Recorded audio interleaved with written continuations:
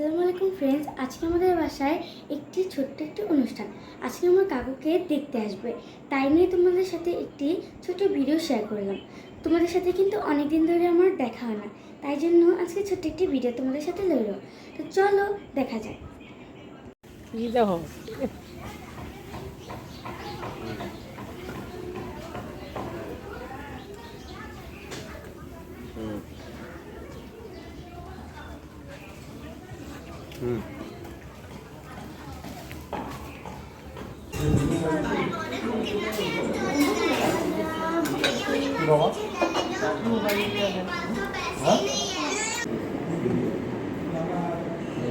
Fan fan বন্ধ করে দিই, শুনবো না। আমি বলে দেই ওর হচ্ছে কারণ আমার তো সবারই চিনে এই আর